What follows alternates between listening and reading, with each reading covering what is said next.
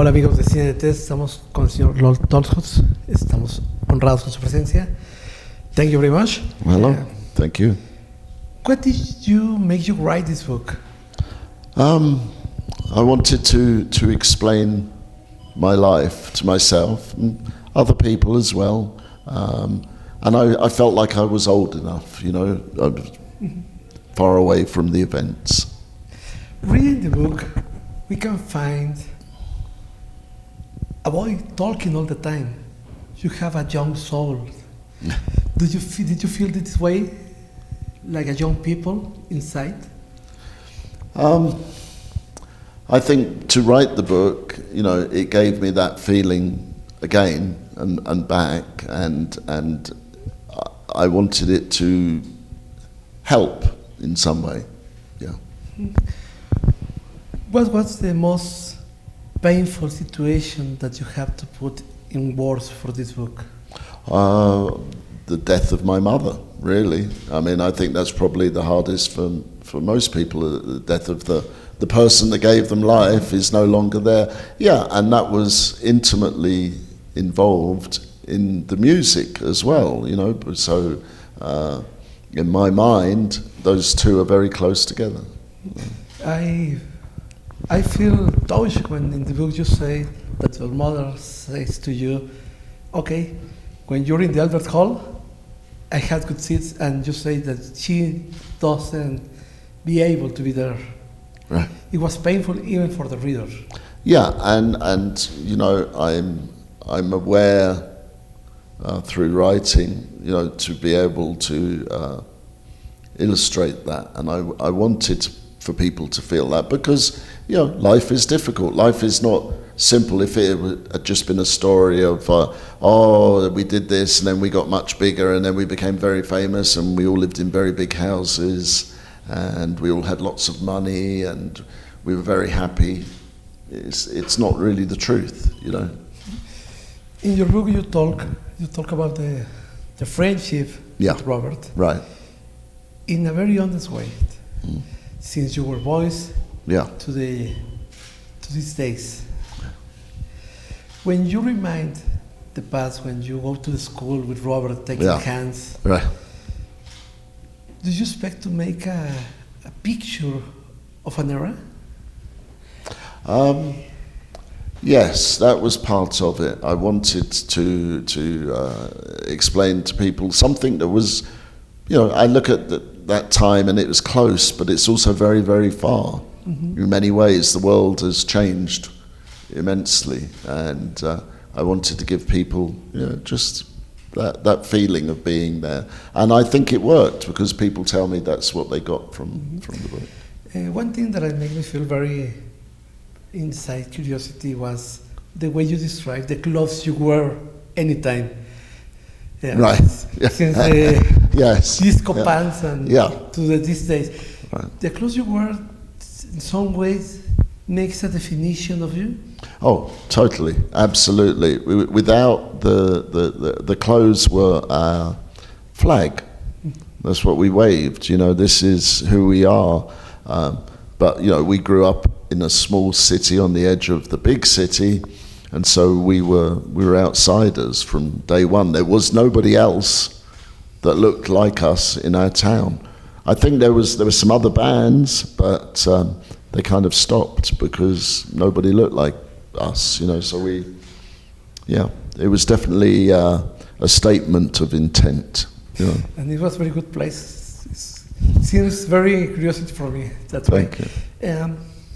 When you talk about your father, you talk in a way that makes you, the people who read the book, feel a little uncomfortable, a little sad about. And when you begin to drink in the book, make this symmetry between the two lives. When you write this part, how do you feel? How do you remember? I think for me, you know, describing those things with my father, I felt more compassion for him, because growing up, it was hard to have compassion for somebody who didn't communicate with me at all. but I think it's because he couldn't. He did not have the tools. He was in the Second World War. He had seen things and probably done things that nobody in their 20s should ever see or do. And it changed him, and he had no tools to deal with it. Maybe my tool is writing the book. You know, maybe that's how I deal with those feelings. I think it's true, yeah.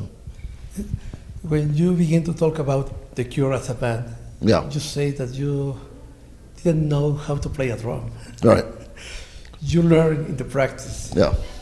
And I want to know, what makes you, or what do you say, in which way you made 10-15, one of the most greatest songs in drums in all the Cure history. Yeah. The drums in 10-15 is one of the most perfect songs in drums. And you are beginning really in this moment. Right. You know, I'm a fan of different artists. So one of my favorite painters, a very famous Spanish painter, Salvador Dali, right? I went to his museum in Spain when I was in my 20s, Figueras in northern Spain, and he could paint beautiful things, beautiful horses, you know, from memory, like absolutely perfect. And then he did his surrealism, right? So I think the thing is you can learn everything, you can learn all of the principles of stuff and not be able to make something beautiful. And then sometimes you can make something beautiful when it just comes from you as a conduit.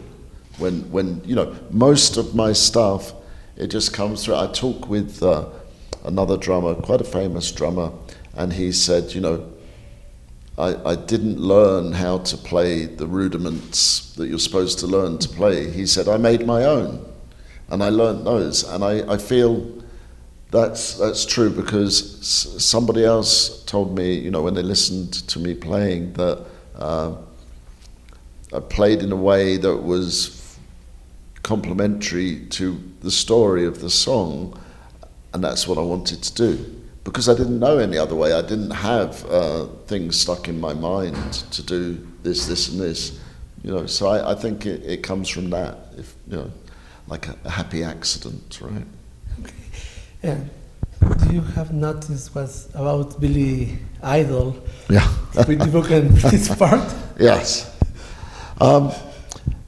It's funny because I haven't seen him for many years, and about a year ago I was in the store where I live to buy glasses, mm-hmm. and I bought some glasses, and the lady that was selling me the glasses, she said, you just missed Billy Idol. He buys all his glasses from us. And it was like, I wonder if he's going to remember. But no, it's fine, you know. It went away. One of the most difficult parts in the book is the moment of now. Did you feel cured? Do you feel cured now of all your past, all the troubles, of the struggles? Yes, in as much as one can never be complete. You know, life is a whole process, right, of being complete. And I don't feel 100% now, but I feel much better than I used to, yeah, for sure. Yeah. Mr. Lol, thank you very much. It's an honor. Thank you. Thank you.